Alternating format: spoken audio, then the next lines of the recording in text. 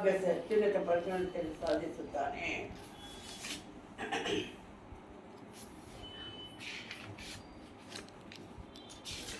ಓಂ ಅಜ್ಞಾನತಿಮಿರಂಧಸ್ಯ ಜ್ಞಾನಾಂಜನಶಲಾಕಯಾ ಚಕ್ಷುರುನ್ಮಿಲಿತಂ ಯೇನ ತಸ್ಮೈ ಶ್ರೀ ಗುರುವೇ ನಮಃ. ಶ್ರೀ ಚೈತನ್ಯ ಮನೋಭೀಷ್ಟಂ ಸ್ಥಾಪಿತಂ ಯೇನ ಭೂತಲೆ ಸ್ವಯಂ ರೂಪ ಕದಾ ಮಹ್ಯಂ ದದಾತಿ ಸ್ವಪದಾಂತಿಕಂ. जय श्री कृष्ण चैतन्य प्रभु नित्यानंद श्री अद्वैत गदाधर श्रीवासादि गौर भक्त वृंद.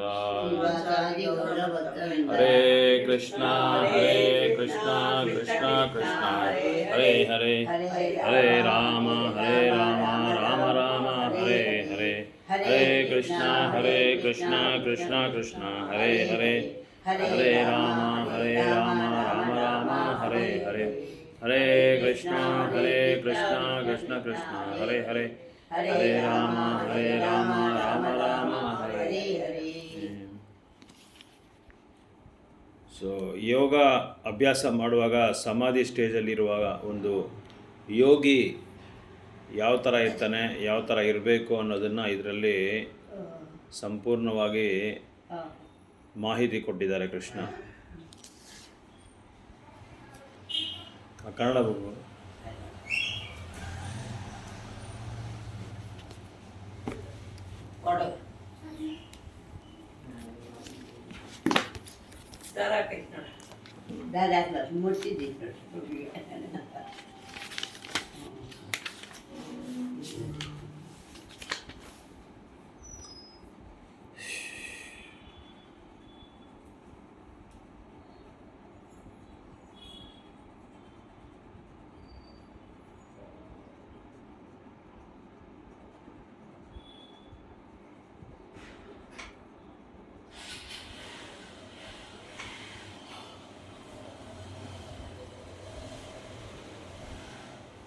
ಪತಾಂಜಲಿ ಅಂತ ಒಬ್ಬರು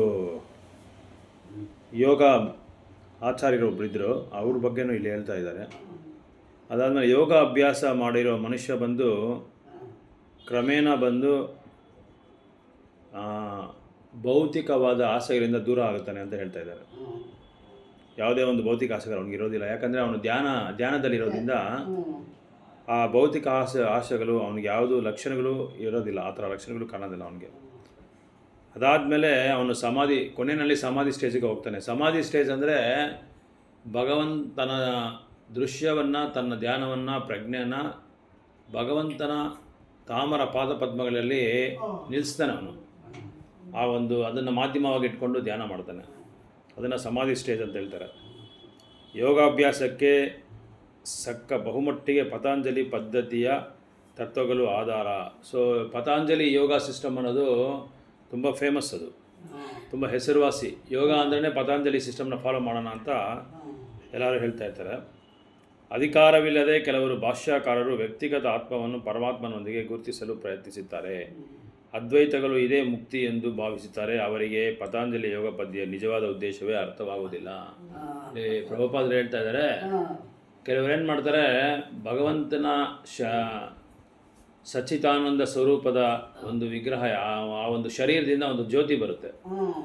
ಆ ಜ್ಯೋತಿನೇ ಭಗವಂತ ಪರಮಾತ್ಮ ಅಂತ ಹೇಳಿ ಕೆಲವರೆಲ್ಲ ಅದನ್ನು ತಪ್ಪಾಗಿ ತಿಳ್ಕೊಂಡು ಅರ್ಥ ಮಾಡ್ಕೊತಾರೆ. ಅದು ಸರಿಯಾದ ಯೋಗ ಪದ್ಧತಿ ಅಲ್ಲ ಅಂತ ಹೇಳ್ತಾ ಇದ್ದಾರೆ. ಪತಾಂಜಲ ಪದ್ಧತಿಯು ದಿವ್ಯಾನಂದವನ್ನು ಒಪ್ಪುತ್ತದೆ, ಆದರೆ ಅದ್ವೈತ ಸಿದ್ಧಾಂತಕ್ಕೆ ಭಂಗ ಬರುವುದೆಂಬ ಭಯದಿಂದ ಅದ್ವೈತಿಗಳು ಈ ದಿವ್ಯಾನಂದವನ್ನು ಒಪ್ಪುವುದಿಲ್ಲ.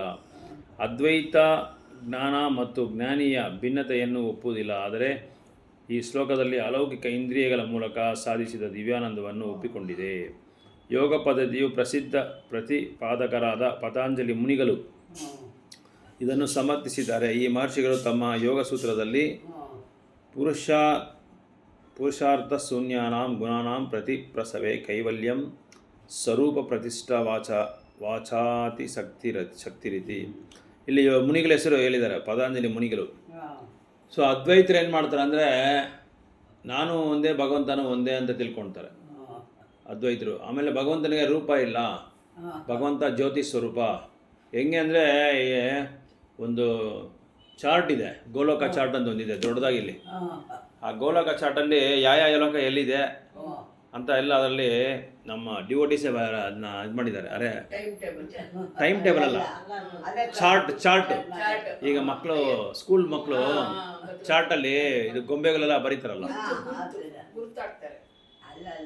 ಚಿತ್ರೀಕರಣ ಮಾಡೋದು. ಚಿತ್ರೀಕರಣ ಮಾಡೋದಲ್ಲಿ ಏನಾಗುತ್ತೆ ಅಂದರೆ ಕೆಳಗಡೆ ಇರೋದೆಲ್ಲ ಭೌತಿಕ ಜಗತ್ತುಗಳು, 14 ಲೋಕ. ಆ ಭೌತಿಕ ಜಗತ್ತುಗಳ ಮೇಲೆ ಏನಿದೆ ಅಂದರೆ ವಿರಾಜ ನದಿ ಅಂತ ಒಂದು ನದಿ ಇದೆ. ಅದೇ ಇಲ್ಲಿ ನಾವು ಭೌತಿಕ ಪ್ರಪಂಚದಲ್ಲಿ ಗಂಗಾ ನದಿ ಅಂತ ಹೇಳ್ತೀರಲ್ಲ, ಅಲ್ಲಿ ಆಧ್ಯಾತ್ಮಿಕದಲ್ಲಿ ಅದಕ್ಕೆ ಗಂಗಾ ನದಿ ಅಂತ ಹೆಸರು, ವಿರಾಜ ನದಿ ಅಂತ. ಆ ವಿರಾಜ ನದಿಗೆ ಮೇಲೆ ಏನಾಗುತ್ತೆ ಅಂದರೆ ಕೈಲಾಸಕ್ಕೆ ಮೇಲೆ ಬ್ರಹ್ಮಜ್ಯೋತಿ, ಭಗವಂತನ ಶರೀರದಿಂದ ಬರೋ ಜ್ಯೋತಿ. ಸೊ ಆ ಜ್ಯೋತಿನ ಇವರು ಅದ್ವೈತರು ಏನು ಮಾಡ್ತಾರೆ, ಅದ್ರ ಮೇಲೆ ಧ್ಯಾನ ಮಾಡಿಕೊಂಡು ಇದೇ ಉತ್ತಮವಾದ ಆಧ್ಯಾತ್ಮಿಕವಾದ ಉತ್ತಮವಾದ ಸಾಕ್ಷಾತ್ಕಾರ ಅಂತ ಅವ್ರು ತಿಳ್ಕೊತಾರೆ. ಆದರೆ ಆ ಬ್ರಹ್ಮಜ್ಯೋತಿಗೆ ಮೇಲೆ ಏನಿದೆ ಅಂದರೆ ವೈಕುಂಠ ಲೋಕ ಇದೆ, ಎಲ್ಲ ವೈಕುಂಠ ಲೋಕಗಳು ಇರುತ್ತೆ. ಆ ವೈಕುಂಠ ಲೋಕ ಮಧ್ಯದಲ್ಲಿ ನಾರಾಯಣ ಇರ್ತಾರೆ. ನಾರಾಯಣ ಮಧ್ಯ ಅಲ್ಲಾದರೆ ಸುತ್ತಮುತ್ತ ಬೇರೆ ಬೇರೆ ಲೋಕಗಳೆಲ್ಲ ಇರುತ್ತೆ. ಆ ಎಷ್ಟು ಲೋಕ ಇದೆ ಅಂತೇಳಿ ನಾವು ಕೌಂಟ್ ಮಾಡೋಕ್ಕಾಗಲ್ಲ, ಗಣಿಸೋಕ್ಕಾಗಲ್ಲ. ಬುದ್ಧನ ಲೋಕ ಇದೆ, ಕೇಶವ ಲೋಕ ಇದೆ, ನರಸಿಂಹನ ಲೋಕ ಇದೆ, ಮತ್ಸ್ಯ ಲೋಕ ಇದೆ. ಆ ಥರ ಹಲವಾರು ಲೋಕಗಳು ವೈಕುಂಠದಲ್ಲಿರುತ್ತೆ. ಎಲ್ಲರಿಗೂ ಒಂದೊಂದು ಲೋಕ ಇರುತ್ತೆ ಅದರಲ್ಲಿ. ವಿಷ್ಣು ಅವತಾರಗಳು, ಬರೀ ವಿಷ್ಣು ಅವತಾರಗಳು ಮತ್ತು ಬೇರೆ ಯಾರೂ ಇರಲ್ಲ ಅಲ್ಲಿ. ಆಮೇಲೆ ಅಯೋಧ್ಯ ಅಲ್ಲಿದೆ, ಈ ಭೌತಿಕ ಅಯೋಧ್ಯ ಅಲ್ಲ, ಅಲ್ಲಿ ಆಧ್ಯಾತ್ಮಿಕದಲ್ಲಿರೋ ಅಯೋಧ್ಯ, ರಾಮನಿರೋದು, ಅವ್ರಿಗೊಂದು ಲೋಕ ಇರುತ್ತೆ. ಇದಕ್ಕೆ ಮೇಲೆ ಒಂದು ಲೋಕ ಇರುತ್ತೆ, ಅದು top most level, high level ಇರುತ್ತೆ, ಎತ್ತರವಾಗಿರುತ್ತೆ. ಅದೇ ಗೋಲೋಕ ವೃಂದಾವನ. ಸೊ ಈ ಥರ ಈ ಭೌತಿಕ ಪ್ರಪಂಚದಲ್ಲಿ ಇದನ್ನು ನಾರಾಯಣ ಏನು ಮಾಡ್ತಾರೆ, ವಾಸುದೇವ, ಸಂಕರ್ಷಣ, ಪ್ರದ್ಯುಮ್ನ, ಅನಿರುದ್ಧ ಅದಕ್ಕೆ ವಿಸ್ತರಣೆ ಮಾಡ್ಕೊತಾರೆ. ವಾಸುದೇವ ಕೃಷ್ಣ, ಸಂಕರ್ಷಣ ಬಲರಾಮು, ಪ್ರದ್ಯುಮ್ನ ಕೃಷ್ಣನ ಮಗ, ಅನಿರುದ್ಧ ಕೃಷ್ಣನ ಮೊಮ್ಮಗ. ಅವರೇ ಅದನ್ನು ವಿಸ್ತರಣೆ ಮಾಡ್ಕೊತಾರೆ. ಅನಿರುದ್ಧ ಯಾರು ಅಂದರೆ ಪರಮಾತ್ಮ, ಅದೇ ಅವರೇ ಕಾರಣ. ಕ್ಷೀರೋದಾಕ್ಷ ವಿಷ್ಣು ಬರೋದು. ಗರ್ಭೋದಾಕ್ಷ ವಿಷ್ಣು ಯಾರು ಅಂದರೆ ಇವರು ಪ್ರದ್ಯುಮ್ನ. ಈ ಥರ ಅವರೇ ವಿಸ್ತರಣೆ ಮಾಡಿಕೊಂಡು ಮಹಾವಿಷ್ಣುನ ಸೃಷ್ಟಿ ಮಾಡ್ತಾರೆ. ಕಾರಣೋದಾಕ್ಷ ವಿಷ್ಣುನ ಸೃಷ್ಟಿ ಮಾಡ್ತಾರೆ. ಕಾರಣೋದಾಕ್ಷ ವಿಷ್ಣು ಏನು ಮಾಡ್ತಾರೆ, ಈ ಗರ್ಭೋದಾಕ್ಷ ವಿಷ್ಣುನ ವಿಸ್ತರಣೆ ಮಾಡ್ಕೊತಾರೆ. ಗರ್ಭೋದಾಕ್ಷ ವಿಷ್ಣು ಒಕ್ಕಳಿಂದಾನೆ ಬ್ರಹ್ಮ ಬರ್ತಾರೆ. ಅದಾದಮೇಲೆ ಬ್ರಹ್ಮ ಸೃಷ್ಟಿ ಮಾಡ್ತಾರೆ. ಬ್ರಹ್ಮ ಎಲ್ಲ ಲೋಕಗಳು ಸೃಷ್ಟಿ ಮಾಡ್ತಾರೆ. ಕ್ಷೀರೋದಾಕ್ಷ ವಿಷ್ಣು ಬಂದು ಎಲ್ಲರ ಹೃದಯದಲ್ಲಿ ಪರಮಾತ್ಮನಾಗಿ ಬರ್ತಾರೆ. ಇಲ್ಲಿ ಇವರು ಈ ಬ್ರಹ್ಮಜ್ಯೋತಿನಲ್ಲೇ ನಿಂತ್ಬಿಡ್ತಾರೆ ಇವರು. ಅಂದರೆ ನಾನು 10th ಸ್ಟ್ಯಾಂಡರ್ಡ್ವರೆಗೆ ಓದೋದು, ಇನ್ನು ನನಗೇನು ಬೇಕಾಗಿಲ್ಲ, ಇದೇ ಹೈಯೆಸ್ಟು ಅಂತ. ಸಿಂಪಲಾಗಿ ಹೇಳ್ಬೇಕಾದ್ರೆ ಉದಾಹರಣೆ ಈ ಥರ, ನನಗೇನು +2 ಅದರ ಡಿಗ್ರಿ ಎಲ್ಲ ಏನು ಬೇಡ, ಇದೇ ಸಾಕು ನನಗೆ, ಇದೇ ಹೈಯೆಸ್ಟು, ಇದಕ್ಕೆ ಮೇಲೆ ಇನ್ನೇನು ಇಲ್ಲ ಅಂತ ತಿಳ್ಕೊತಾರಲ್ಲ ಸ್ಟೂಡೆಂಟ್ಸು, ಅವ್ರಿಗೆ ಇದು ಉದಾಹರಣೆ.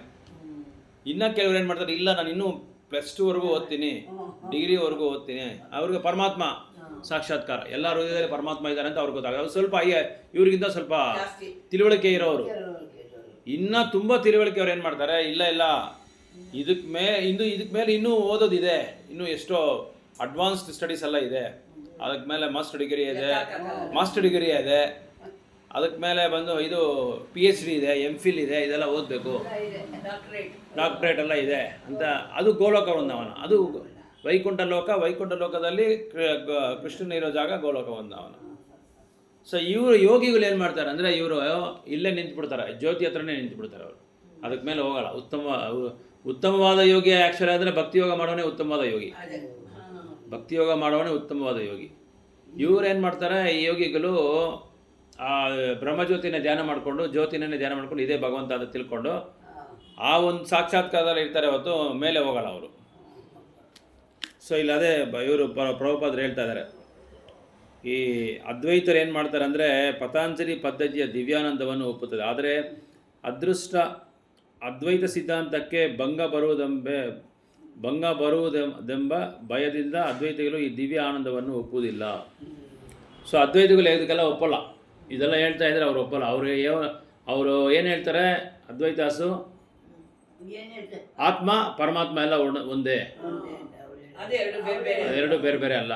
ಆಮೇಲೆ ಇವರು ಬುದ್ಧಿಸ್ಟ್ಗಳು ಬುದ್ಧನ ಪೂಜೆ ಮಾಡ್ತಾರಲ್ಲ ಅವರು, ಆಮೇಲೆ ಜೈನರು ಇಲ್ಲಿದ್ರಲ್ಲ ರಾಜೇಶ್ ಸೇಟು ಅವರೆಲ್ಲ ಜೈನ್ಸ್. ಅವರು ಇವರೆಲ್ಲ ಏನಂದ್ರೆ ಇನ್ನ ವರ್ಸ್ಟ್. ಇವರು ಅದ್ವೈತರಿಗಿಂತ ಇವರ ವರ್ಸ್ಟ್ ಅಂತ ಹೇಳ್ತಾ ಇಲ್ಲ, ಅವರ ಆಚರಣೆ ಮಾಡೋ ಪದ್ಧತಿ ವರ್ಸ್ಟ್.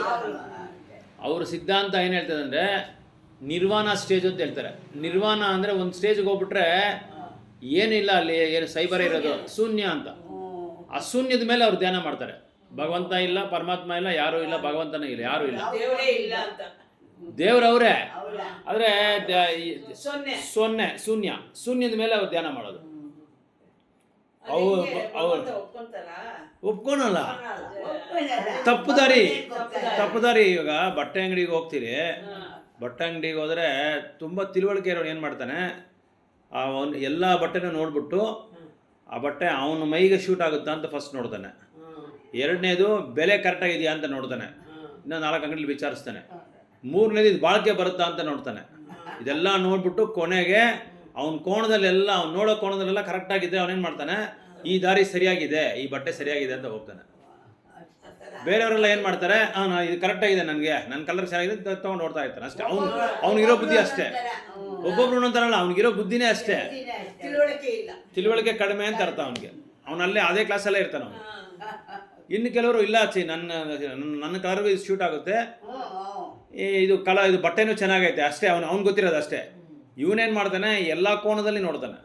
ಬಟ್ಟೆನೂ ಚೆನ್ನಾಗಿರಬೇಕು, ಬೆಲೆನೂ ಕಡಿಮೆ ಇರಬೇಕು, ಬಟ್ಟೆನೂ ಬಾಳ್ಕೆ ಬರಬೇಕು, ಆಮೇಲೆ ಎಲ್ಲರೂ ಅದನ್ನು ಮೆಚ್ಕೋಬೇಕು. ಎಲ್ಲ ಕೋಣದಲ್ಲಿ ನೋಡ್ತಾನೆ. ಎಲ್ಲ ಕೋಣದಲ್ಲಿ ನೋಡ್ಕೊಂಡು ಆಮೇಲೆ ಅವ್ನು ಬಟ್ಟೆ ತೊಗೊತಾನೆ. ಈ ಥರ ಎಲ್ಲ ಇದು ಶಾಪಿಂಗ್ ಹೋಗೋರೆಲ್ಲ ಹಿಂಗೆಲ್ಲ ನೋಡ್ತಾರೆ. ಇವಾಗ ಗೋಲ್ಡ್ ತೆಗಿಬೇಕಂದ್ರೆ ರೇಟ್ ನೋಡ್ತಾನೆ, ಇವಾಗ ಸೀಸನ್ ಇದೆಯಾ ಅಂತ ನೋಡ್ತಾನೆ, ಡಿಸ್ಕೌಂಟ್ ಏನೋ ಇದೆಯಾ ಅಂತ ನೋಡ್ತಾನೆ, ವೇಸ್ಟೇಜ್ ಏನೋ ಕೊಡ್ತಾರೆ ಇವಾಗ ಅಂತ ನೋಡ್ತಾನೆ. ಇಲ್ಲ ಇನ್ನೂ ಸ್ವಲ್ಪ ದಿನ ಅವನು ಇದು ಯೋಚನೆ ಮಾಡ್ತಾನೆ, ಈ ಟೈಮಲ್ಲಿ ಇನ್ನೂ ರೇಟ್ ಕಡಿಮೆ ಆಗ್ಬೋದು, ಆಷಾಢದಲ್ಲಿ ತೊಗೋಣ, ರೇಟ್ ಕಡಿಮೆ ಇರುತ್ತೆ. ಇದೆಲ್ಲ ನೋಡ್ಕೊಂಡು ಕೊನೆಗೆ ಅವನೇನು ಮಾಡ್ತಾನೆ, ಒಂದು ಡೇಟ್ ಫಿಕ್ಸ್ ಮಾಡ್ಕೊಂಡು ತೊಗೊತಾನೆ. ಇದೊಂದು ಸುಮ್ಮನೆ ಜಸ್ಟ್ ಉದಾಹರಣೆಗೆ, ಇದು ಕರೆಕ್ಟ್ ಅಲ್ಲ, ಇದು ಉದಾಹರಣೆ. ಇದು ಅದರಲ್ಲಿ ಭಕ್ತಿ ಯೋಗ ಮಾಡೋನು ಏನು ಮಾಡ್ತಾನೆ, ಭಕ್ತಿ ಉತ್ತಮವಾದ ಯೋಗಿ ಯಾವುದು ಟಾಪ್ ಮೋಸ್ಟ್, ಎಲ್ಲರೂ ಅಂದರೆ ಭಗವಂತ ಮೆಚ್ಕೊಳ್ಳೋದು ಯಾವುದು, ಭಗವಂತ ಹತ್ರ ಹೋಗೋಕ್ಕೆ ಯಾವುದು ದಾರಿ ಕರೆಕ್ಟ್, ಸರಿಯಾದ ದಾರಿ ಯಾವುದು ಅಂತ ನೋಡ್ಕೊತಾನೆ. ಅದನ್ನು ಅವನು ಆಯ್ಕೆ ಮಾಡ್ಕೊತಾನೆ, ಆಯ್ಕೆ ಚೂಸ್ ಮಾಡ್ಕೊತಾನೆ. ಬೇರೆಯವ್ರು ಏನು ಮಾಡ್ತಾರೆ, ಏನು ಗೊತ್ತಿಲ್ಲದ್ರೆ ಇದನ್ನೇ ಭಗವಂತ ಯಾವ ಸಿಕ್ಕಿದ್ರೆ ಅದೇ ಭಗವಂತ ಅನ್ನೋದು. ಅವ್ನು 4 ಜನ ಪಕ್ಕದ ಮನೆ ಹೋಗ್ತಾನೆ, ಅವನು ಇಲ್ಲಿ ಹೋಗ್ತಾವ್ರೆ, ಅಲ್ಲಿ ಹೋಗ್ತಾರೆ, ನಾನು ಹೋಗ್ತೀನಿ. ಅದ್ರ ಬಗ್ಗೆ ಏನು ಎಂತ ಅದೆಲ್ಲ ಗೊತ್ತಾಗಲ್ಲ, ಕೇಳಲ್ಲ, ಏನು ಮಾಡಲ್ಲ. ಈ ಕೆಲವರೆಲ್ಲ ಇದ್ದಾರೆ ಮಾಯಾವಾದಿ. ಸಲ ಏನು ಮಾಡ್ತಾರೆ, ನಿಮಗೆ ಪ್ರಶ್ನೆ ಇದೆ ಏನೋ ಸಮಸ್ಯೆಗಳಿದ್ರೆ ಅವನ್ನ ಬೆನ್ನಿಂದಗಡೆ ಒದಿಯೋದು, ಅವನ ತಲೆ ಮೇಲೆ ತೆಂಗಿನಕಾಯಿ ಹೊಡಿಯೋದು, ಇದೆಲ್ಲ ಮಾಡಿದ್ರೆ ಹೋಗ್ಬಿಡುತ್ತೆ ಅಂತ ಹೇಳ್ಬಿಟ್ಟು ಅದೆಲ್ಲ ಮಾಡಿಸ್ಕೊತಾರೆ ಜನ. ನಮ್ಮ ಇದರಲ್ಲಿ ಬುದ್ಧಿ ತಿಳಿವಳಿಕೆ ಇದವರೆಲ್ಲ ಅದೆಲ್ಲ ಆ ಥರ ಮಾಡಿಸ್ಕೊತಾರೆ. ಆ್ಯಕ್ಚುಲಾಗಿ ಏನು ಮಾಡಬೇಕು ಅಂತ ಯಾರಿಗೂ ಗೊತ್ತಾಗಲ್ಲ. ಇನ್ನೊಂದು ಎಲ್ಲರೂ ಯೋಗ ಇವಾಗ ಯೋಗ ಮಾಡೋದ್ರಿಂದ ಏನಾಗುತ್ತೆ ಅಂದರೆ, ಆ ಧ್ಯಾನ ಮೂಲಕವಾಗಿ ಸತ್ಯಯುಗದಲ್ಲಿ ಹೋಗ್ಬೋದು ಭಗವಂತನ ಹತ್ರ, ಕಲಿಯುಗದಲ್ಲಿ ಹೋಗೋಕ್ಕಾಗಲ್ಲ. ಕಲಿಯುಗದಲ್ಲಿ ಆರೋಗ್ಯಕ್ಕೋಸ್ಕರ ಹೋಗ್ಬೋದೇ ಹೊತ್ತು ಅದರಿಂದ ಯಾವ ಆಧ್ಯಾತ್ಮಿಕವಾದ ಒಂದು ಪದ್ಧತಿನೇ ಅಲ್ಲ. ಅದು ಆಧ್ಯಾತ್ಮಿಕವಾದ ಪದ್ಧತಿನ ಯೋಗದಿಂದ ನಾವು ಭಗವಂತನ ಪಡೆಯೋದಕ್ಕೆ ಆಗೋದೇ ಇಲ್ಲ, ಸಾಧ್ಯನೇ ಇಲ್ಲ. ಇಲ್ಲಿ ಕಲಿಯುಗದಲ್ಲಿ ಮಾಡಬೇಕಾಗಿದ್ದು ಭಗವಂತನ ನಾಮ ಹರಿನಾಮ ಸಂಕೀರ್ತನ ಒಂದೇ, ಅದು ಮಾಡಿದ್ರೆ ಸಾಕು ಅಂತ ಹೇಳ್ತಾರೆ. ಆದರೆ ಇವ್ರೇನು ಮಾಡ್ತಾರೆ, ಯೋಗ ಮಾಡ್ತೀನಿ, ಧ್ಯಾನ ಮಾಡ್ತೀನಿ ಅಂತ ಹೇಳ್ಕೊಂಡು ಕೂತ್ಕೊಂಡು ಯೋಗ ಮಾಡ್ಕೊಂಡಿರ್ತಾರೆ. ಅದರ ಟೈಮ್ ವೇಸ್ಟು. 1 ಗಂಟೆ ಮಾಡ್ತಾನೆ, 2 ಗಂಟೆ ಮಾಡ್ತಾನೆ, 3 ಗಂಟೆ, 3ನೇ ಗಂಟೆ ಏನಾಗುತ್ತೆ, ಚೆನ್ನಾಗಿ ನಿದ್ದೆ ಹೊಡ್ಬಿಟ್ಟು, ಅಪ್ಪ ನನಗೆ ದೇವರ ನನಗೆ ಕಣ್ಣಿಗೆ ಕಾಣದ ದೃಶ್ಯ ದರ್ಶನ ಕೊಟ್ಟ, ನನಗೆ ಭಗವಂತ ಹಂಗಿದ್ದ, ನನಗೇನೋ ಹೇಳ್ದ, ಅದು ಹೇಳ್ದ ಅಂತೇಳಿ ಅವನ ಮನಸ್ಸಲ್ಲಿ ಏನೋ ಕಲ್ಪನೆ ಮಾಡಿ ಹೇಳ್ತಾ ಇರ್ತಾನೆ. ತುಂಬ ಜನ ಹಂಗೆ ಹೇಳ್ತಾ ಇದ್ದಾರೆ, ತುಂಬ ಜನ ಹೇಳ್ತಾರೆ, ನನ್ನ ಕನ್ಸಲ್ಲಿ ಬಂದ ಭಗವಂತ. ಕನ್ಸಲ್ಲಿ ಬರೋ ಸರ್ವಸಾಧಾರಣ ಏನೋ ಬೇಕರಿಯಲ್ಲಿ ಸಿಕ್ಕೋ ಕೇಕ ಭಗವಂತ. ಎಷ್ಟೋ ಯೋಗಿಗಳು ಮುನಿಗಳು ಯುಗಗಳಿಂದ ಧ್ಯಾನ ಮಾಡ್ತಾವ್ರೆ ಭಗವಂತನ, ಅವ್ರಿಗೆ ಸಿಕ್ಕಲಿಲ್ಲ. ಅದೇ ಉತ್ತಮವಾದ ಭಕ್ತರ ಥರ ಯಶೋದ ಮಾತಾಜಿ, ನಂದಗೋಪ ಅಂಥವ್ರಿಗೆಲ್ಲ ಅವ್ರ ಕೈ ವಶದಲ್ಲಿದ್ದಾರೆ. ಅವರು ಭಗವಂತನ ಕೈವಶದ ಭಕ್ತರ ಕೈವಶದಲ್ಲಿದ್ದಾರೆ ಅವರು. ಸೊ ಆ ಚಿತ್ತಶಕ್ತಿ ಅಥವಾ ಅಂತರಂಗ ಶಕ್ತಿ ಆಧ್ಯಾತ್ಮಿಕವಾದದ್ದು. ಪುರುಷಾರ್ಥ ಎಂದರೆ ಐಹಿಕ ಧಾರ್ಮಿಕತೆ, ಆರ್ಥಿಕ ಬೆಳವಣಿಗೆ, ಇಂದ್ರಿಯ ತೃಪ್ತಿ ಮತ್ತು ಕಡೆಯಲ್ಲಿ ಪರಮೋನ್ನತನೊಂದಿಗೆ ಒಂದಾಗುವ ಪ್ರಯತ್ನ. ಈ ಪರಮೋನ್ನತನೊಂದಿಗೆ ಒಂದಾಗುವುದೇ ಅದ್ವೈತಗಳು ಕೈವಲ್ಯ ಎಂದು ಕರೆಯುತ್ತಾರೆ. ಅದೇ ಇವರು ಅದ್ವೈತರ ಬಗ್ಗೆ ಹೇಳ್ತಾ ಇದ್ದಾರೆ. ಅವರೇನಾಗ್ತಾರೆ, ಒಂದಾಗೋದು, ಭಗವಂತನ ಮೇಲೆ ಧ್ಯಾನ ಆಗ್ಬಿಟ್ಟು ಭಗವಂತನ ಜೊತೆಯಲ್ಲಿ ಸೇರ್ಕೊಂಡ್ಬಿಡೋದು, ಹಂಗೆ ಐಕ್ಯ ಆಗೋದು ಅವರು ಅದ್ವೈತಿಗಳು ಮಾಡೋ ಕೆಲಸ. ಆದರೆ ಪತಂಜಲಿಗಳ ಪ್ರಕಾರ ಕೈವಲ್ಯವು, ಅದನ್ನೇ ಕೈವಲ್ಯ ಅಂತ ಹೇಳ್ತಾರೆ, ಕೈವಲ್ಯ. ಆದರೆ ಪತಂಜಲಿಗಳ ಪ್ರಕಾರ ಕೈವಲ್ಯವು ಒಳಗಿನ ಅಥವಾ ಅಂತರಂಗ ಶಕ್ತಿ. ಇದರಿಂದ ಜೀವಿಯು ತನ್ನ ಸಹಜ ಸ್ವರೂಪದ ಅರಿವನ್ನು ಪಡೆಯುತ್ತಾನೆ. ಸೊ ಅದೇ 3 ಶಕ್ತಿ ಇದೆ: ಅಂತರಂಗ ಶಕ್ತಿ, ಬಹಿರಂಗ ಶಕ್ತಿ, ತಟಸ್ಥ ಶಕ್ತಿ. ನಾವೆಲ್ಲ ಜೀವರಾಶಿಗಳೆಲ್ಲ ತಟಸ್ಥ ಶಕ್ತಿ ಯಾವಾಗ ಅಂತರಂಗ ಶಕ್ತಿನಲ್ಲಿ ದಾರಿನ ಐಕ್ಯ ಮಾಡಿಕೊಂಡು ಅದನ್ನು ಆಚರಣೆ ಮಾಡಿದ್ರೆ ಅವನು ಭಗವಂತನ ಹತ್ರ ಹೋಗ್ತಾನೆ. ಅಂತರಂಗ ಶಕ್ತಿ ರಾಧಾರಾಣಿ, ಲಕ್ಷ್ಮೀದೇವಿ. ಇದು ಗೋಲೋಕದಲ್ಲಿ ರಾಧಾರಾಣಿ, ಅಯೋಧ್ಯೆಯಲ್ಲಿ ಸೀತಾದೇವಿ, ವೈಕುಂಠದಲ್ಲಿ ಲಕ್ಷ್ಮೀದೇವಿ. ಈ ಭೌತಿಕ ಪ್ರಪಂಚಕ್ಕೆ ಬಂದರೆ ದುರ್ಗಾದೇವಿ. ಸೊ ಆ ದುರ್ಗಾದೇವಿ ಇಲ್ಲಿ ಮಹಾಮಾಯ, ಅಲ್ಲಿ ಯೋಗಮಾಯ, ವೈಕುಂಠದಲ್ಲಿ ಯೋಗಮಾಯ. ಸೊ ಅದಕ್ಕೆ ಚೈತನ್ಯ ಮಹಾಪ್ರಭು ಏನು ಹೇಳ್ತಾರೆ, ಅದೆಲ್ಲ ಏನು ಮಾಡಬೇಕಾಗಿಲ್ಲ, ನೀವು ಚೇತೋ ದರ್ಪಣ ಮಾತ್ರ. ನಿಮ್ಮ ಹೃದಯ ಬಂದು ಕನ್ನಡಿಗೆ ಓಡಿಸ್ತಾ ಇದ್ದಾರೆ. ಕನ್ನಡಿನಲ್ಲಿ ಬರೀ ಧೂಳಿದ್ರೆ ನಮ್ಮ ಬಿಂಬ ಕಾಣುತ್ತಾ? ಪ್ರತಿಬಿಂಬ ಕಾಣಲ್ಲ. ಅದಕ್ಕೇನು ಮಾಡಬೇಕು? ಚೆನ್ನಾಗಿ ಕ್ಲೀನಾಗಿ ಶುದ್ಧ ಮಾಡಬೇಕು. ಶುದ್ಧ ಮಾಡಿದ್ರೆ ನಮ್ಗೆ ಇದು ಕಾಣುತ್ತೆ, ನಮ್ಮ ಮುಖ, ನಮ್ಮ ಪ್ರತಿಬಿಂಬ ಕಾಣುತ್ತೆ ಅದರಲ್ಲಿ. ಅದಕ್ಕೆ ಅದನ್ನು ಏನು ಮಾಡಬೇಕು? ಭಗವಂತನ ನಾಮ ಹೇಳ್ತಾ ನಿನ್ನ ಹೃದಯದಲ್ಲಿರೋ ಕಲ್ಮಶ ಎಲ್ಲ ಕಲ್ಮಶ ಹೋಗ್ತಾ ಇರುತ್ತೆ ಅಂತ ಹೇಳ್ತಾ ಚೈತನ್ಯ ಮಹಾಪ್ರಭು ಹೇಳಿದ್ದಾರೆ. ಅದಕ್ಕೆ ಅವ್ರು ಚೇತೋ ದರ್ಪಣ ಮಾರ್ಜನ. ದರ್ಪಣ ಅಂದರೆ ಕನ್ನಡಿ ಅಥವಾ ಭಾವಮಹಾದಾವಾಗ್ನಿ ನಿರ್ವಾಪನಂ. ನಿರ್ವಾಣ ಸಿದ್ಧಾಂತವು ಇದು ಪೂರ್ವಭಾವಿಯೇ. ಈ ತತ್ವಕ್ಕೆ ಸಂವಾದಿ ಭಾಗವತದಲ್ಲಿ ಇದನ್ನು ಸ್ವರೂಪನ ವ್ಯವಸ್ಥಿತಿ ಎಂದು ಕರೆದಿದೆ. ಭಗವದ್ಗೀತಾ ಈ ಶ್ಲೋಕದಲ್ಲಿ ಈ ಸ್ಥಿತಿಯನ್ನು ದೃಢಗೊಳಿಸುತ್ತದೆ. ಈಗ ನಮಗೆಲ್ಲರೂ ಭಗವಂತನ ಹತ್ರ ಹೋಗೋದಕ್ಕೆ ಒಂದು ಸ್ವರೂಪ ಸಿದ್ಧಿ ಕೊಡ್ತಾರೆ ನಮಗೆ. ನಾವು ಅಲ್ಲೋಗಿ ಯಾವುದೋ ಒಂದು ಸ್ವರೂಪ ಇರಬೇಕು. ಇಲ್ಲಿ ನಾವು ಇವ್ರ ಮಗ, ಇವ್ರ ತಂದೆ, ಇವ್ರ ತಾಯಿ, ಇವ್ರ ಹೆಂಡತಿ, ಇವ್ರ ಗಂಡ ಅಂತ ನಮ್ಗೊಂದು ಸ್ವರೂಪ, ಒಂದು ಇದು ಸಿಕ್ಕಿದೆ, ಒಂದು ಸ್ಥಾನ. ಅದೇ ಥರ ನಾವು ಭಗವಂತನ ಶುದ್ಧ ಭಕ್ತಿ ನಾವು ಪಡೆದ ಮೇಲೆ ಗೋಲೋಕದಲ್ಲಿ ನಮಗೊಂದು ಅಲ್ಲಿ ಇದಿರುತ್ತೆ, ಒಂದು ಸ್ಥಾನ ಇರುತ್ತೆ. ಕೆಲವರು ಹಂಸೆಯಾಗಿ ಬರ್ಬೋದು, ಕೆಲವರು ಜಿಂಕೆಯಾಗಿ ಬರ್ಬೋದು, ಕೆಲವರು ಪೀಕಾಕ್ ಫೆದರ್, ಪೀಕಾಕು, ನವಿಲ್ ಥರ ಬರ್ಬೋದು. ನಮ್ಗೆ ಯಾವುದೋ ಆ ರೂಪ, ಆ ಸ್ವರೂಪ ನಮಗೆ ಭಗವಂತನೇ ಹೇಳ್ತಾನೆ, ಗುರು ಮೂಲಕವಾಗಿ ನಮಗೆ ತಿಳಿಸ್ತಾನೆ. ಅದು ಇವಾಗಲ್ಲ, ನಾವು ಇದು ಪಡೆಯುವಾಗ, ಉತ್ತಮವಾದ ಭಕ್ತಿ ಸೇವೆ ಮಾಡುವಾಗ, ಅಲ್ಲಿ ಹೋಗುವಾಗ ನಮ್ಗೆ ಗೊತ್ತಾಗುತ್ತೆ. ಅದು ಯಾವಾಗ ಹೋಗ್ತಿರೋ ಅದು ನಮ್ಮ ಕೈಯಿಂದ ಇದೆ. ನಾವು ಹೆಂಗೆ ಭಕ್ತಿ ಸೇವೆ ಮಾಡ್ತಿರೋ ಅದನ್ನ ಎಷ್ಟೋ ಯುಗ ಆಗ್ಬೋದು, ಎಷ್ಟೋ ಜನ್ಮ ಆಗ್ಬೋದು, ಇಲ್ಲ ಈ ಜನ್ಮದಲ್ಲೇ ಹೊರಟೋಗ್ಬೋದು, ಹೇಳೋಕ್ಕಾಗಲ್ಲ. ಅದು ನಮ್ಗೆ ಗೊತ್ತಿಲ್ಲ, ಅದು ನಮ್ಮ ಕೈಯಲ್ಲಿದೆ. ನಾವು ಎಷ್ಟು ಶುದ್ಧ ಭಕ್ತಿ, ಎಷ್ಟು ಯಾವಾಗ ವೈರಾಗ್ಯ ನಾವು ಪಡಿತೀರೋ, ಎಲ್ಲ ಬಿಟ್ಟು ಭಗವಂತನೇ ನನಗೆ ಗತಿ, ಶರಣಾಗತಿ ಅವರೇ ಅಂತೇಳಿ ನಾವು ಯಾವಾಗ ಇದು ಮಾಡ್ಕೊತೀರೋ ಆವಾಗ ಅಲ್ಲೊಂದು ಶುದ್ಧ ಆ ಸ್ವರೂಪನ ಭಗವಂತ ನಮಗೆ ತೋರಿಸ್ಕೊಡ್ತಾರೆ.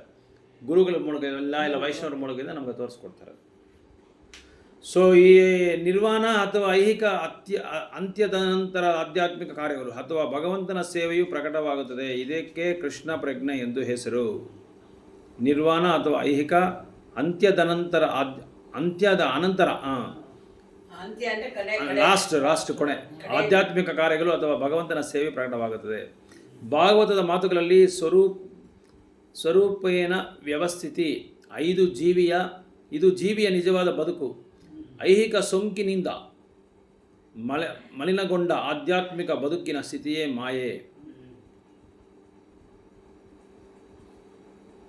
ಸೊ ಯಾವಾಗ ಆಧ್ಯಾತ್ಮಿಕ ಜೀವನ, ನಾವು ಯಾವಾಗ ಐಹಿಕ ಪ್ರಪಂಚದಲ್ಲಿ ಯಾವಾಗ ನಾವು ಆಳವಾಗಿ ಅಲ್ಲಿ ಸಿಕ್ಕಾಕೊಂತೀರೋ ಅವಾಗ ಏನಾಗುತ್ತೆ, ನಮಗೆ ಆಧ್ಯಾತ್ಮಿಕ ಬಂದು ನಮ್ಮ ನಾಶನ ಆಗ್ಬಿಡುತ್ತೆ. ನಾವು ಮಾಡೋ ಆಧ್ಯಾತ್ಮಿಕ ಅಭ್ಯಾಸ ಸಂಪೂರ್ಣವಾಗಿ ನಾಶನ ಆಗ್ಬಿಡುತ್ತೆ. ಈ ಐಹಿಕ ಸೋಂಕಿನಿಂದ ಬಿಡುಗಡೆ ಎಂದರೆ ಜೀವಿಯ ಮೂಲ ನಿರಂತರ ಸ್ಥಿತಿಯೇ ವಿನಾಶ ಎಂದು ಅರ್ಥವಲ್ಲ. ಪತಂಜಲಿ ಮುನಿ ಎನ್ನುವ ಮಾತುಗಳಲ್ಲಿ ಇದನ್ನು ಒಪ್ಪಿಸಿದ್ದಾರೆ. ಈ ಚಿತ್ಶಕ್ತಿಯ ಅಥವಾ ಅಲೌಕಿಕ ಆನಂದವು ನಿಜವಾದ ಬದುಕು. ಇದನ್ನು ವೇದಾಂತ ಸೂತ್ರದಲ್ಲಿ ಆನಂದಮಯೋ ಭಾಷ್ಯಾತ್ ಎನ್ನುವ ಮಾತುಗಳಲ್ಲಿ ದೃಢಪಡಿಸಿದೆ. ಈ ಸಹಜವಾದ ದಿವ್ಯಾನಂದವು ಯೋಗದ ಅಂತಿಮ ಗುರಿ. ಭಕ್ತಿಯೋಗದ ಅನುಷ್ಠಾನದಿಂದ ಇದನ್ನು ಸುಲಭವಾಗಿ ಸಾಧಿಸಬಹುದು. ಭಗವದ್ಗೀತೆಯೇ 7ನೇ ಅಧ್ಯಾಯದಲ್ಲಿ ಭಕ್ತಿಯೋಗವನ್ನು ಸ್ಪಷ್ಟವಾಗಿ ವಿವರಿಸಲಾಗುತ್ತದೆ. ಅದೇ ಭಗವದ್ಗೀತೆಯಲ್ಲಿ 7ನೇ ಅಧ್ಯಾಯದಲ್ಲಿ ಇದನ್ನು ಡೀಟೇಲಾಗಿ ಹೇಳಿದ್ದಾರೆ ಅಂತ ಹೇಳ್ತಾ ಇದ್ದಾರೆ. ಇದಕ್ಕೆ ವೇದಾಂತ ಸೂತ್ರದಲ್ಲಿ ಏನಂತ ಆನಂದಮಯ ಭಾಷ್ಯಾತ್ ಅಂದರೆ, ಈಗ ಜೀವಿಗೆ ಮುಖ್ಯವಾದ ಒಂದು ಇದು ಗುರಿ ಏನು ಅಂದರೆ, ಆಸೆ ಅಭಿಲಾಷ ಏನಂದರೆ ಯಾವಾಗಲೂ ಆನಂದವಾಗಿರಬೇಕು. ನಾವು ಕೋರೋದು ಅದೇ ಅಲ್ವಾ. ನಾವು ಯಾವಾಗ ಏನು ಬಯಕೆ ಮಾಡ್ತೀರಿ, ನಾವು ಯಾವಾಗಲೂ ಆನಂದವಾಗಿರಬೇಕು. ಸುಖ, ನನಗೆ ದುಃಖ ಇರಬಾರ್ದು, ಯಾವತ್ತೂ ಕಷ್ಟ ಇರಬಾರ್ದು. ಸೊ ಕಷ್ಟ ಇರಬಾರ್ದು ಅಂದರೆ ನಾವೇನು ಮಾಡಬೇಕು, ಭಗವಂತನ ನಾಮ ಹೇಳ್ತಾನೆ ಇರಬೇಕು. ಅದೇ ಹೇಳ್ತಾರೆ ತೆಲುಗುನಲ್ಲಿ, ಗೋವಿಂದ ಅಂತೆ ಗೊಡವಲೇದು ಅಂತ ಕೃಷ್ಣ అంటే కష్టం లేదు ఆ కాలದಲ್ಲಿ ಹೇಳ್ತಾ ಇದ್ರು. ಕೃಷ್ಣ అంటే కష్టం లేదు, ರಾಮ అంటే ಏನೋ ಹೇಳ್ತಾರೆ ಅದಕ್ಕೆ. ಆಮೇಲೆ ಗೋವಿಂದ అంటే ಗೊಡವೆ ఉండలేదు ಅಂತ ಹೇಳ್ತಾರೆ. ಅವ್ರು ಹೇಳಿದ ನಿಜ, ಅವ್ರು ಏನೇನು ಹೇಳಿದಾರೆ ಅದೆಲ್ಲ ನಿಜ. ಅವ್ರ ನಾಮ ಹೇಳ್ಕೊಂಡಿದ್ರೆ ನಮ್ಗೆ ಯಾವುದು ಏನು ಕಷ್ಟ ಸಿಗಲ್ಲ. ಕಷ್ಟ ಬಂದ್ರೇನು ನಮಗೆ ಗೊತ್ತಾಗಲ್ಲ, ಮರ್ತೋಗ್ಬಿಡ್ತೀವಿ ನಾವು ಅದರಲ್ಲಿ. ಯಾಕಂದರೆ ಅದರಲ್ಲಿ ನಾವು ಇದರಲ್ಲಿ ಈ ನಾಮದಲ್ಲಿ ಇರೋದ್ರಿಂದ, ನಾಮಸ್ಮರಣದಲ್ಲಿ ನಾವು ಇರೋದ್ರಿಂದ ಕಷ್ಟ ಸುಖಗಳು ಬಂದ್ರೇನು ಅದು ಓಡ್ಕೊಂಡು ಹೋಗ್ತಾ ಇರ್ತದೆ, ನಮ್ಗೆ ಗೊತ್ತಿಲ್ಲದೇ ಓಡ್ಕೊಂಡು ಹೋಗ್ಬಿಡ್ತದೆ ಅದು. ಈ ಅಧ್ಯಾಯದಲ್ಲಿ ವಿವರಿಸುವಂಥ ಯೋಗ ಪದ್ಧತಿಯು ಹೇಳುವ ಸಮಾಧಿಯಲ್ಲಿ 2 ಬಗೆಗಳು: ಸಮಜ್ಞಾತ ಸಮಾಧಿ ಮತ್ತು ಅಸಮಜ್ಞಾತ ಸಮಾಧಿ. 2 ಸಮಾಧಿಗಳಿದೆ ಅದರಲ್ಲಿ. ತತ್ವಜ್ಞಾನದ ವಿವಿಧ ಸಂಶೋಧನೆಗಳಿಂದ ಮನುಷ್ಯನು ಆಧ್ಯಾತ್ಮಿಕ ಸ್ಥಾನದಲ್ಲಿ ನೆಲೆಗೊಂಡಾಗ ಆತನು ಸಮಜ್ಞಾತ ಸಮಾಧಿಯನ್ನು ಸಾಧಿಸಿದ್ದಾನೆ ಎಂದು ಹೇಳ್ತಾರೆ. ಸಮಾಧಿ ಸ್ಟೇಜ್ಗೆ ಹೋಗಿ ಅಲ್ಲಿ ಆ ಜಾಗದಲ್ಲಿ ಹೋಗಿ ನಾವು ಧ್ಯಾನ ಮಾಡೋದು ಅಭ್ಯಾಸ ಮಾಡಿದ್ರೆ ಅದು ಸಮಜ್ಞಾತ ಸಮಾಧಿ. ಅಸಮಜ್ಞಾತ ಸಮಾಧಿ ಅಂದರೆ ಐಹಿಕ ಸಂತೋಷದೊಂದಿಗೆ ಸಂಬಂಧವೇ ಇರಲ್ಲ. ಈ ಭೌತಿಕ ಪ್ರಪಂಚಕ್ಕೂ ನಮಗೂ ಸಂಬಂಧನೇ ಇರಲ್ಲ. ಅವನೊಂದು ಒಂದು ಬಾಕು ತಗೊಂಡು ಬಗೆದ್ರೆ ಕೂಡ ಅವನಿಗೆ ಏನು ಅನ್ಸಲ್ಲ. ಅವನ ಧ್ಯಾನ ಎಲ್ಲ, ಅವನ ಇದು ಪ್ರಜ್ಞೆ ಎಲ್ಲ ಭಗವಂತನ ಪಾದ್ಮಗಳಿಗೆ ಅವನು ಸಮರ್ಪಿಸಿರ್ತಾನೆ. ಅವಾಗ ಅವ್ನಿಗೆ ಏನು ಯಾರೇನು ಹೇಳಿದ್ರೆ ಅವ್ನಿಗೆ ಏನಾಗ, ಅವ್ನ ಮನೆಯಿಂದ ಯಾರನ್ನ ಅವ್ನ ಹೆಂಡತಿ ಬಂದು ಏನೇನು ಹೇಳಿದ್ರು ಕೂಡ ಅವ್ನಿಗೇನು ಜ್ಞಾಪಕ ಇರಲ್ಲ. ಅವನ ಪಾಡು ಅವನ ಧ್ಯಾನದಲ್ಲಿ ಇರ್ತಾನೆ ಅವನು. ಏಕೆಂದರೆ ಮನುಷ್ಯನು ಆಗ ಇಂದ್ರಿಯ ಮೂಲವಾದ ಎಲ್ಲ ಸುಖವನ್ನು ಮೀರಿರುತ್ತಾನೆ. ಯೋಗಿಯು ಒಮ್ಮೆ ಈ ಆಧ್ಯಾತ್ಮಿಕ ಸ್ಥಾನದಲ್ಲಿ ನೆಲೆಗೊಂಡನೆಂದರೆ ಎಂದಿಗೂ ಅದರಿಂದ ವಿಚಲಿತನಾಗುವುದಿಲ್ಲ. ಅದೇ ಉತ್ತಮವಾದ ಯೋಗಿಗಳು ಭಕ್ತಿ ಸೇವೆ ಮಾಡೋರಿಗೆಲ್ಲ, ಏನಪ್ಪ ನಿಮ್ಮವ್ನಿಗೆ ಆಕ್ಸಿಡೆಂಟ್ ಆಗೋಯ್ತು, ನಿಮ್ಮವ್ನು ಬಿದ್ದೋಗ್ಬಿಟ್ಟಿದ್ದಾನೆ, ಯಾರಿಲ್ಲ, ಹಾಸ್ಪಿಟ್ಲ್ ಕರ್ಕೊಂಡು ಹೋಗ್ಬೇಕು ಅಂದರೆ ಕೂಡ ಅವನಿಗೇನು ಅವನೇ ಇದ್ರಾಗಲ್ಲ. ಅವನಿಗೆ ಜ್ಞಾನ ಇದೆಯಾ, ಅವನ ಜ್ಞಾನ ಬೇರೆ ಕಡೆ ಇರುತ್ತೆ, ಭಗವಂತನ ಮೇಲೆ ಜ್ಞಾನ ಇರುತ್ತೆ. ಅವನೇನು ಮಾತಾಡೋದು ಇಲ್ಲ. ಕೆಲವರೆಲ್ಲ ಇರ್ತಾರೆ, ತುಂಬ ವೈರಾಗ್ಯ ಪಡೆದಿರ್ತಾರೆ. ಅವ್ರಿಗೆ ಮನೆದ ಬಗ್ಗೆ ಏನು ಹೇಳಿದ್ರೆ ಅವ್ರಿಗೆ ಜ್ಞಾಪಕ ಇರಲ್ಲ, ಸ್ನೇಹಿತರ ಬಗ್ಗೆ ಹೇಳಿದ್ರೆ ಜ್ಞಾಪಕ ಇರಲ್ಲ, ಬಂಧುಗಳ ಬಗ್ಗೆ ಹೇಳಿದ್ರೆ ಜ್ಞಾಪಕ ಇರಲ್ಲ. ಅವನ ಬಗ್ಗೆ ಏನಾದರೂ ನಿನ್ಗೆ ಯಾರೋ ದುಡ್ಡು ಕೊಡ್ಬೇಕಲ್ಲ, ಅವ್ನು ಬಂದಿದ್ದಾನೆ ತೊಗೊಂಡ್ರೆ ಕೂಡ ಅವ್ನು ಜ್ಞಾಪಕ ಇರಲ್ಲ. ಅಷ್ಟೊಂದು ಸಮಾಧಿ ಸ್ಟೇಜ್ ಕೊಟ್ಟೋಗ್ಬಿಟ್ಟಿದ್ದಾನೆ, ಟಾಪ್ ಮೋಸ್ಟ್ ಸ್ಟೇಜ್ ಕೊಟ್ಟೋಗ್ಬಿಟ್ಟಿದ್ದಾನೆ ಅವನು. ಕೊನೆಯ ಸ್ಟೇಜ್ ಅದು ಸಮಾಧಿ ಸ್ಟೇಜ್ ಅಂದರೆ ಅವ್ನಿಗೆ ಏನೂ ಗೊತ್ತಾಗಲ್ಲ. ಅದ್ರ ಮೇಲೆ ಧ್ಯಾನ. ಮಳೆ ಬೀಳ್ತಾ ಇದ್ದರೆ ಕೂಡ ಗೊತ್ತಾಗಲ್ಲ ಅವನಿಗೆ. ಮಳೆ ಜೋರಾಗಿ ಬಿದ್ದು, ಈ ವಡಗಣ್ಣ ವಾಹನ ಅಂತ ಹೇಳ್ತಾರಲ್ಲ, ಆನೆಕಲ್ಲು ಮಳೆ, ಅದು ಬಿದ್ದು ಕಲ್ಲು ದೊಡ್ಡ ಬಂಡೆ ಗಿಂಡೆ ಏನು ಬಿದ್ದಾಗ ಏನು ಗೊತ್ತಾಗಲ್ಲ. ಅವ್ನು ಮಾಡಿ ಧ್ಯಾನ ಮಾಡ್ಕೊಂಡು ಇರ್ತಾನೆ. ಅವರು ಉತ್ತಮವಾದ ಬಟ್ ಭಗವಂತ ನಾಮ ಹೇಳ್ಕೊಂಡಿರ್ತಾನೆ. ಅವನು ಭಗವಂತ ನಾಮ ಹೇಳ್ಕೊಂಡು ಭಕ್ತರ ಜೊತೆ ಸಾಂಗತ್ಯ ಮಾಡಿಕೊಂಡು ಭಕ್ತಿ ಯೋಗ ಮಾಡ್ತಾ ಇರ್ತಾನೆ. ಇವತ್ತು ಯೋಗಾಭ್ಯಾಸವೆಂದು ಕರಳಿಸುವ ಅಭ್ಯಾಸದಲ್ಲಿ ಹಲವು ಇಂದ್ರಿಯ ಸುಖಗಳು ಸೇರಿವೆ. ಅದು ವಿರುದ್ಧವಾದದ್ದು. ಕಾಮ ಮತ್ತು ಮದ್ಯಪಾನಗಳಲ್ಲಿ ನಿರತನಾದ ಯೋಗಿ ಬರಿಯೂ ಪರಿಹಾಸ್ಯವಷ್ಟೇ. ಯೋಗ ಸಾಧನದಲ್ಲಿ ಸಿದ್ಧಿಗಳಿಂದ ಆಕರ್ಷಿತರಾಗುವ ಯೋಗಿಗಳು ಸಹ ಪರಿಪೂರ್ಣ ಸ್ಥಿತಿಗೆ ತಲುಪಿದವರಲ್ಲ. ಈಗ ಈ ನವೀನ ಕಾಲದಲ್ಲಿ ಏನಾಗಿದೆ ಅಂದರೆ, ನಾನು ಯೋಗಿ, ನಾನು ಋಷಿ, ನಾನು ಮುನಿ, ನಾನು ದೇವರು, ನಾನು ವಿಷ್ಣು ಅವತಾರ, ನಾನು ಆ ಅವತಾರ, ಈ ಅವತಾರ ಅಂದ್ಕೊಂಡು ಎಲ್ಲರೂ ಏನು ಮಾಡ್ತಾಯಿದ್ದಾರೆ, ಮೋಸ ಮಾಡ್ತಾ ಇದ್ದಾರೆ. ಅವರೆಲ್ಲ ನಿಜವಾದ ಯೋಗಿಗಳಲ್ಲ ಅಂತ ಪ್ರಭುಪಾದರು ಹೇಳ್ತಾ ಇದ್ದಾರೆ. ಈ ಶ್ಲೋಕದಲ್ಲಿ ಹೇಳಿರುವಂಥ ಅವರು ಪರಿಪೂರ್ಣತೆಯ ಹಂತವನ್ನು ಮುಟ್ಟಲಾರರು. ಕಸರತ್ತಿನ ಸಾಹಸಗಳು ಅಥವಾ ಸಿದ್ಧಿಗಳು ಪ್ರದರ್ಶನದಲ್ಲಿ ನಿರತರಾಗುವ ವ್ಯಕ್ತಿಗಳು ಹಾಗೆ ಮಾಡಿದರೆ ಯೋಗದ ಉದ್ದೇಶವೇ ನಷ್ಟ ಎನ್ನುವುದನ್ನು ತಿಳಿಸಿಕೊಳ್ಳಬಹುದು. ಅಂದರೆ ಈಗ ಯೋಗ ಬಂದು ಏನು ಮಾಡಿದ್ದಾರೆ ಅಂದರೆ ಈ ಕಾಲದಲ್ಲಿ ಅದನ್ನು ಇದು ಚೀಪಾಗಿ ತಿಳ್ಕೊಂಬಿಟ್ಟಿದ್ದಾರೆ ಯೋಗ ಅನ್ನೋದನ್ನು. ಯೋಗ ಅನ್ನೋದು ಒಂದು ತುಂಬ ಯೋಗ ಅಂತ ಅರ್ಥ ಏನಂದರೆ ಆತ್ಮ ಪರಮಾತ್ಮನ ಒಂದಿಗೆ ಧ್ಯಾನ ಮಾಡೋದನ್ನೇ ಯೋಗ, ಹೊಂದಾಣಿಕೆ ಆಗೋದು, ಅದನ್ನೇ ಯೋಗ ಅಂತ ಹೇಳೋದು. ಯುನೈಟ್ ಅಂತ ಹೇಳ್ತಾರೆ, ಯುನೈಟ್. ಸೊ ಈ ಯುಗದಲ್ಲಿ ಅತ್ಯುತ್ತಮ ಯೋಗಾಭ್ಯಾಸ ಎಂದರೆ ಕೃಷ್ಣ ಪ್ರಜ್ಞೆ. ಪ್ರಭುಪಾದ ಎಲ್ಲ ಹೇಳ್ಬಿಟ್ಟು ಪ್ರಭುಪಾದ ಅದೇ ಹೇಳೋದು. ಈ ಯುಗದಲ್ಲಿ, ಕಲಿಯುಗದಲ್ಲಿ ಕೃಷ್ಣ ಪ್ರಜ್ಞೆ ಬಿಟ್ಟರೆ ಬೇರೆ ಯಾವುದು ಒಳ್ಳೆ ಯೋಗ ಇಲ್ಲ ಅಂತ ಹೇಳ್ತಾರೆ. ಒಳ್ಳೆ ಯೋಗ ಅಂದರೆ ಕೃಷ್ಣ ಪ್ರಜ್ಞೆ ಒಂದೇ. ಇದು ಆಶಾಭಂಗ ಉಂಟು ಮಾಡೋದಿಲ್ಲ. ಆಸೆಗೆ ಭಂಗ, ಆಸೆ ಇದ್ರೆ ನಮ್ಗೆ ಭಂಗ ಮಾಡುತ್ತೆ, ಅದು ಸ್ಟಾಪ್ ಮಾಡುತ್ತೆ ನಮ್ಮನ್ನು. ಯಾವ ಆಸೆಗಳು ಇಟ್ಕೊಳ್ಳಲ್ಲ, ಕಟ್ ಆಗಿಬಿಡುತ್ತೆ ಅದು. ಅದೇ ತಾನೇ ಅದು ಕಟ್ ಆಗಿಬಿಡ್ತದೆ. ಒಂದು ಕಾಲೇಜ್ ಹುಡುಗ, ಇಂಜಿನಿಯರಿಂಗ್ ಕಾಲೇಜ್ ಹುಡುಗ ಏನು ಮಾಡ್ದ, ದೇವಸ್ಥಾನಕ್ಕೆ ಹೋಗ್ತಾ ಇದ್ದ. ದೇವಸ್ಥಾನಕ್ಕೆ ಹೋಗ್ತಾ ಹೋಗ್ತಾ ಹೋಗ್ತಾ ಅವನೇನು ಮಾಡ್ದ, ಜಪ ಮಾಡೋದೆಲ್ಲ ಶುರು ಮಾಡ್ಕೊಂಡ. ಯಾರೋ ಒಬ್ಬರು ಪ್ರಚಾರ ಮಾಡ್ತಾಯಿದ್ರು. ಅವನೇನು ಮಾಡ್ದ, ಕಾಲೇಜಲ್ಲಿ ಎಕ್ಸಾಮ್ಸ್ ಎಲ್ಲ ಆಗೋಯ್ತು, ವೆಕೇಷನ್ ಬಂತು, ಲೀವ್ ಬಂತು, ಹಾಲಿಡೇಸ್ ಬಂದ ತಕ್ಷಣ ಏನು ಮಾಡ್ದ, ಅವನು ಜಪಮಾಲೆನೂ ತೊಗೊಂಡು ಮನೆಗೆ ಹೋದ. ಮನೆಗೆ ಹೋದ್ಮೇಲೆ ತಂದೆ ಏನು ಮಾಡ್ದ, ರೂಮಲ್ಲಿ ಏನು ಮಾಡ್ತಾನೆ ಅಂತ ಓಪನ್ ಮಾಡಿ ನೋಡಿದ್ರೆ ಕೂತ್ಕೊಂಡು ಜಪ ಮಾಡ್ತಾವನೆ.